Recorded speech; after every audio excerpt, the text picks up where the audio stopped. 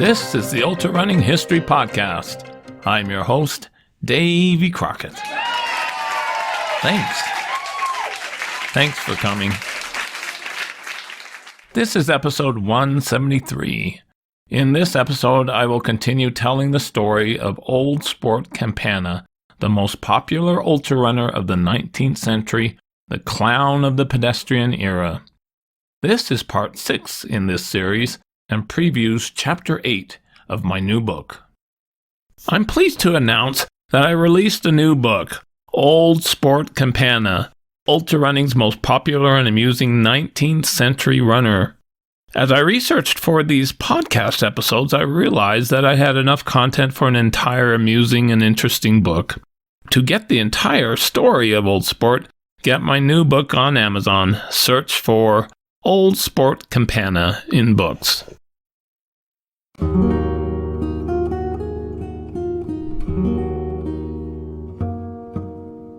After 10 years of competing in ultra-distance races, Old Sport Peter Napoleon Campana, age 52, had never gone west of the Mississippi River. That was all about to change in 1889. Frank Hart of Philadelphia, Pennsylvania, had managed some very successful 6-day races. He decided to take the sport out to California. It had been about 4 years since the West Coast had hosted a race. Hall hired Campana to be in the race and paid for his plane ticket to California. He left on February 6, 1889, riding on the train Cincinnati Express.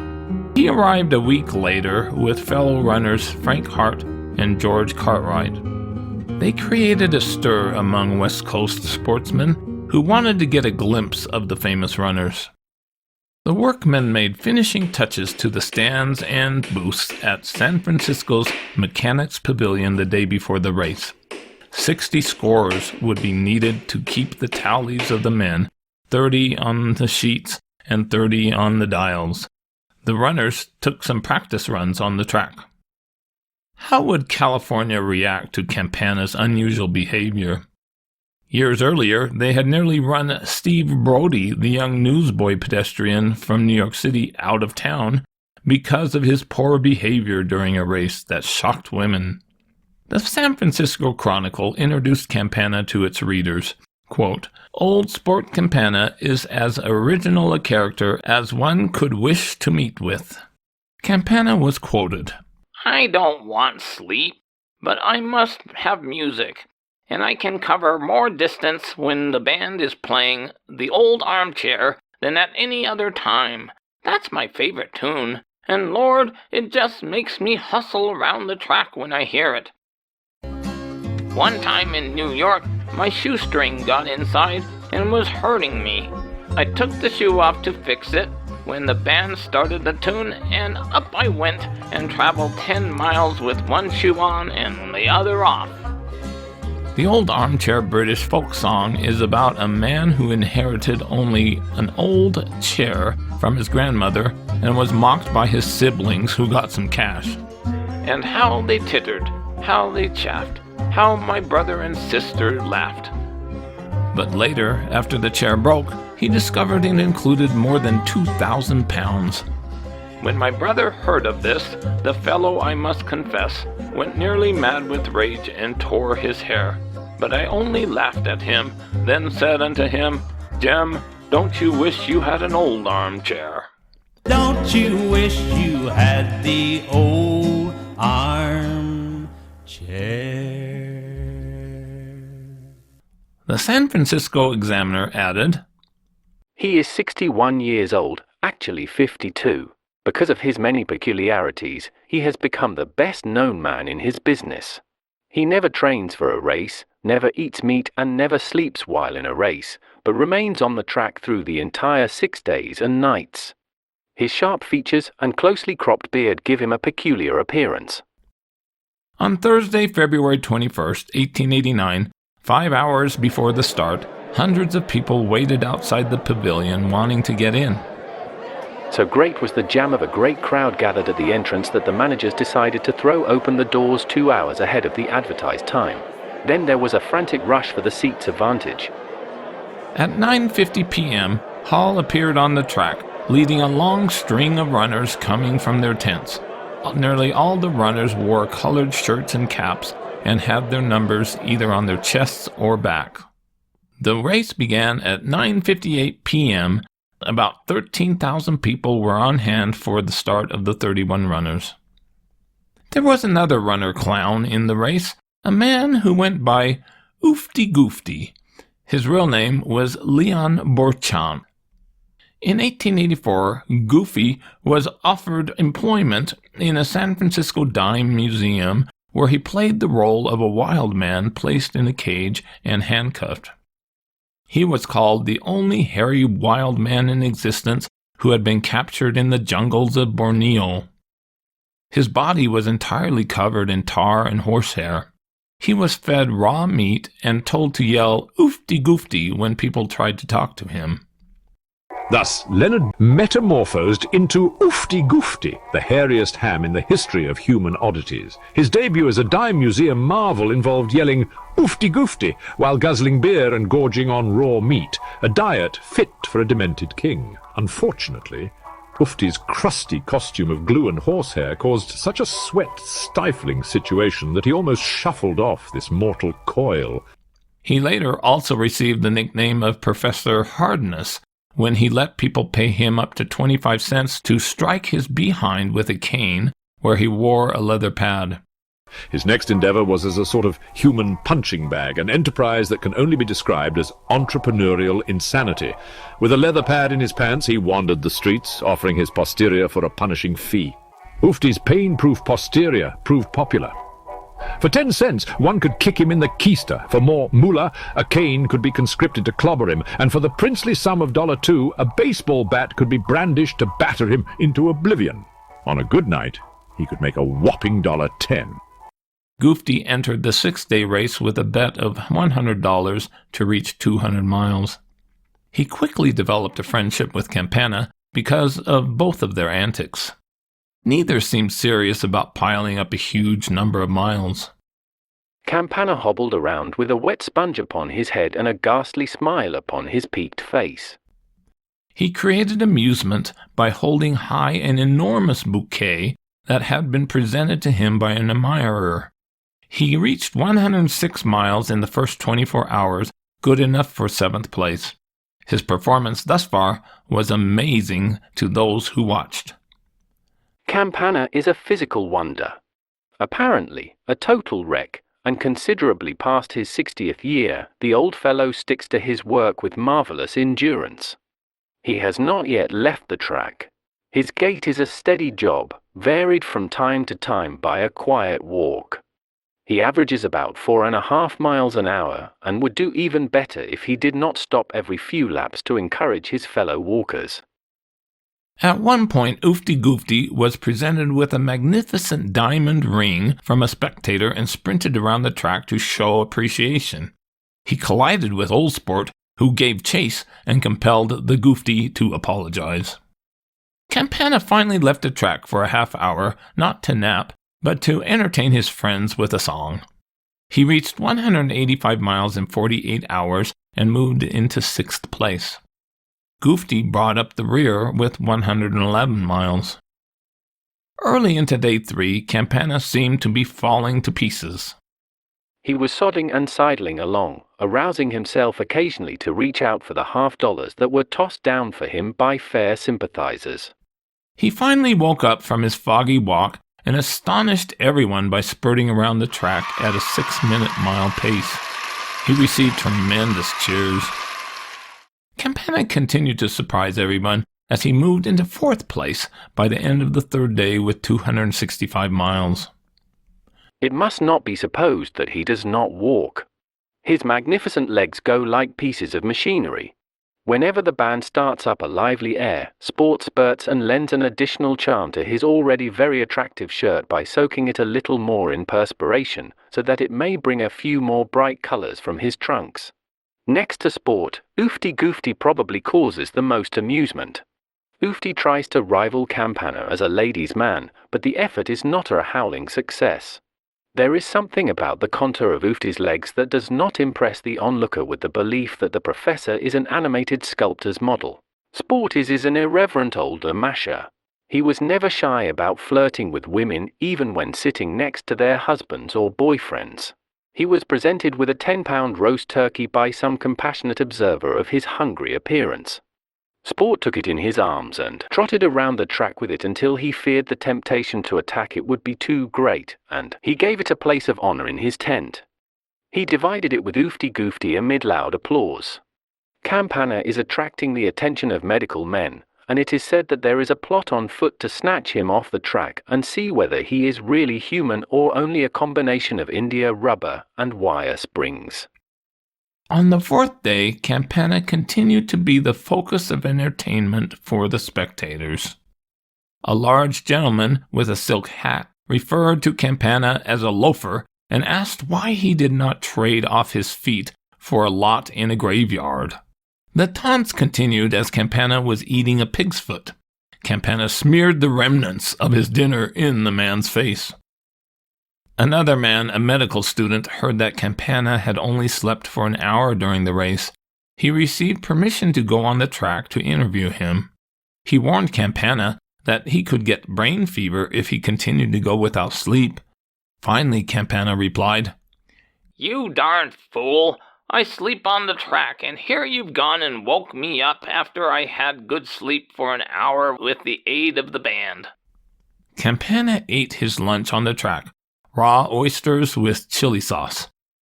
Someone gave him a bottle of drink, which the donor called the right stuff. He gulped some down and yelled, "I'm a poisoned man!" Everyone became alarmed that he had been drugged, and they were ready to lynch the offender. A competent chemist came down and analyzed the contents of the bottle. It was water. Minutes later, Campana sped madly around the track, holding a silver dollar high above his head that was given to him. He often carried a sponge soaked with ammonia that he sniffed. It was strong enough to drive everybody away from his vicinity, and the odor would peel an onion. "Boo, you stink!" Still, it only served to waken the old man up a little. The bald head of Campana reflected the gaslight in a way that dazzled the eye of the beholder. A 9-year-old boy, Icky Martins, while eating peanuts, got into the fun and started to yell at Campana. He shouted that Campana should sell his face to a drugstore. Police Officer Scott arrested the boy for being out after the 8 p.m. curfew. The judge, amused, threatened to send him to jail, but let him off. No parents were involved. Other boys were arrested for breaking through the skylight of the pavilion to get free entry. Oofty Goofty, clothed like a clown, walked around the track and raised his voice, shouting a poem he wrote. As round this weary track I tread, I feel as if I am almost dead. But you bet your life I'll be ahead. I'm Oofty Goofty, the winning ped. Goofty discovered that he loved the oysters that Campana had been eating. He yelled, "Give me a plate of eastern oysters and I'll show you how I walk." The scorers began to keep track of the oysters that Goofty ate against the number of his laps and awarded the oysters the prize of 211. Ever since the race began, Campana made pleas for the band to play his favorite tune, the folk song, The Old Armchair. The band director refused, and Campana said that the band was incapable of playing the difficult tune. That taunt worked, and they started to play it. They had played only one bar when Campana left the track, and seeking manager Hall informed him that he would quit the race if the band was not stopped from mangling the grand old air. The music ceased, but now our old sport and the bandsman did not indulge in conversation as he passed by. Campana was asked by a spectator what his real age was. "How old am I? I'll be 27 my next birthday. Sickness made me bald-headed. If you don't believe that is my age, just look at my teeth." And he displayed a double row of stumpless gums. Campana was missed from the track during the afternoon of the final day. Manager Hall discovered that he had made a break for the street. The old man was captured and taken back.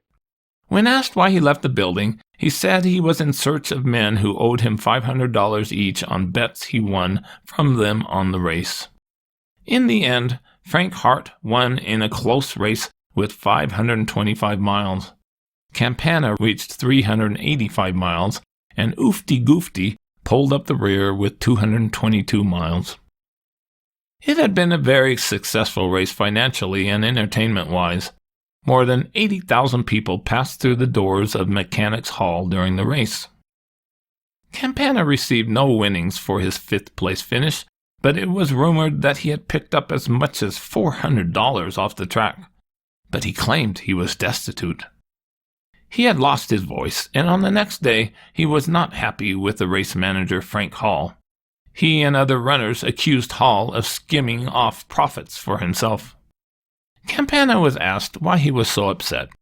He explained that he had to pawn his shoes and said, "I've been robbed, cheated, and swindled. How do I expect to get back to New York? Frank Hall? He guaranteed me the entire earth when I came on. If he'll pay me my way back, I'll be satisfied. I don't know how I'm going to get back, but I'm only 21 years of age, and I'm a walker from Walkersville." The next day, he announced that he would walk home, stopping in Denver to enter another race, to give time for the snow to melt off the railroad ties between there and Chicago. His California exit plans quickly changed as another 6-day race was announced to be held in 2 months.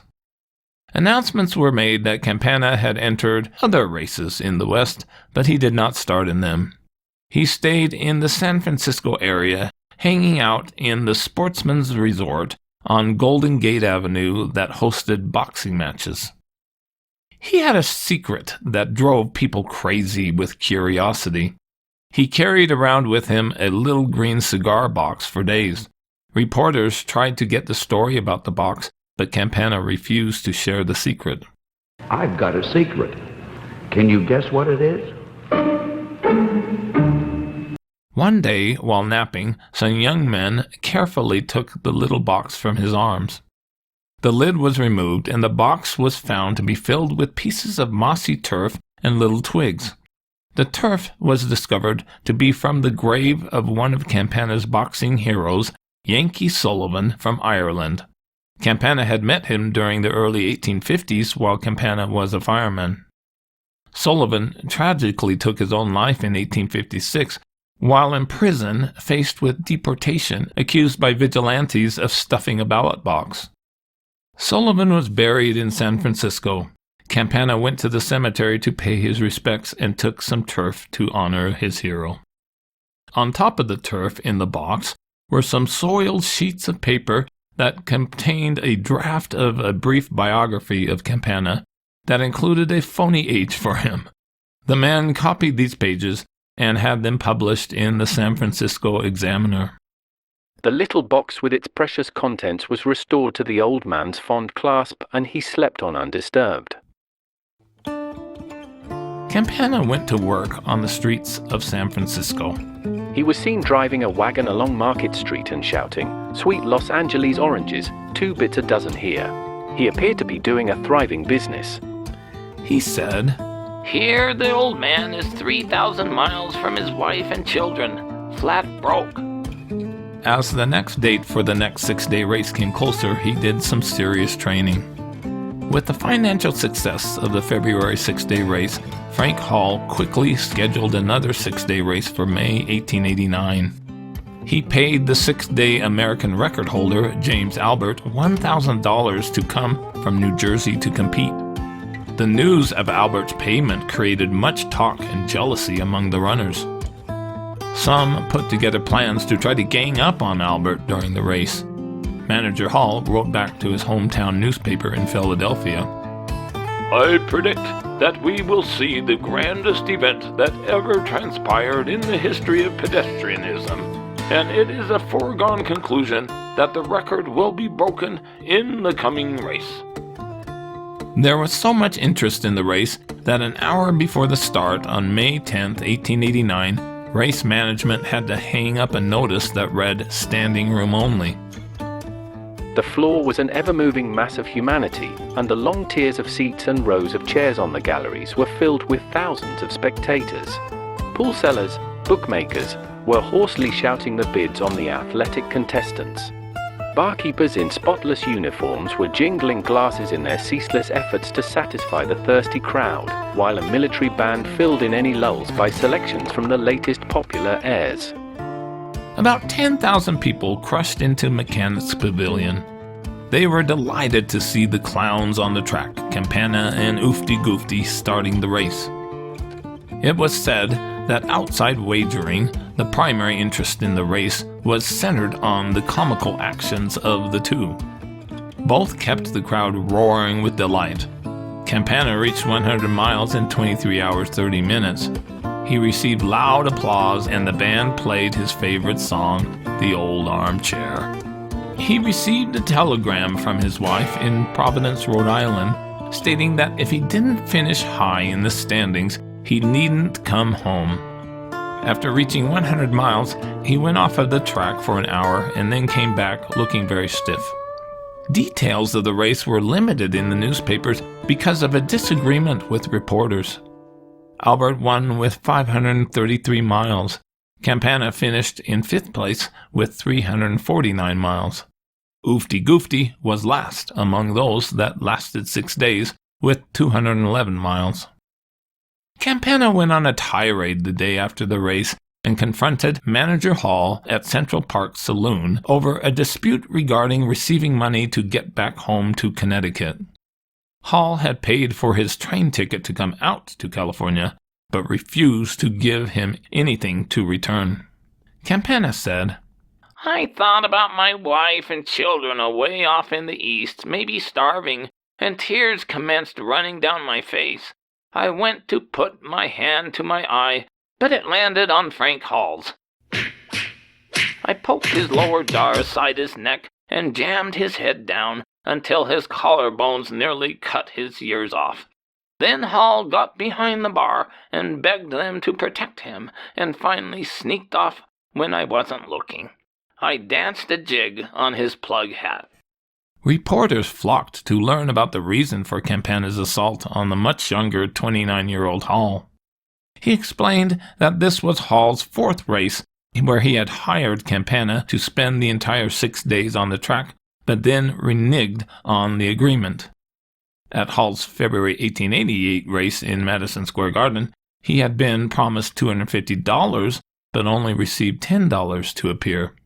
He said, "I went back to Bridgeport, Connecticut, and commenced peddling peanuts again." The same treatment was repeated at another Hall race in Philadelphia, where he was promised a trainer and food, but only received $6. "I worked my way back to Bridgeport and went to work keeping books for a peanut stand." As the embarrassing matter became public, Hall promised to pay for Campana's return trip to the East, but did not follow through with that promise. Campana told people that he had received a telegram stating that his wife was seriously ill. A benefit evening, including pedestrianism, dancing, and a sword combat, was held to raise expense money for Campana. The manager of Woodward Gardens, Albrecht, bought Campana's return train ticket home. Campana left for the East on May 28, 1889. He gave a farewell speech and said, "There will be a sensation in New York when I get back there, and I'll tell them about you. I'm going to tell them that California is the greatest country in the world. Goodbye, and remember old sport." He arrived back in Connecticut on June 10, 1889, sharing his tale of how he trashed Hall. Just a week after the race concluded, Manager Hall skipped out of town without paying all his bills, including his hotel bill and a large wine bill at a house of ill repute. Hall took his trunks out of the Windsor Hotel by night and with them departed for pastures new, leaving numerous collectors to stand in line in front of his office. It was rumored that Hall was on a train on the way back to Philadelphia. Hall's local assistant manager, D.R. McNeil, who had a good reputation, vowed that he would pay all the bills, realizing that Hall had pulled a fast one on him. It was estimated that McNeil's losses were about $1,500, valued at $51,000 today. Within a couple of weeks, Hall was helping with a race in Philadelphia and back managing events held in elite rink. Stay tuned for more about Sport Campana, or get my new book on Amazon, Old Sport Campana, Ultrarunning's most popular and amusing 19th century runner.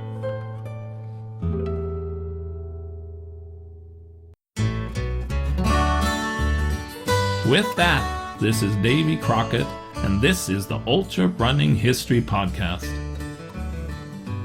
I hope you run fast and far, enjoy life, get outdoors, and most of all, stay safe and don't take unnecessary chances.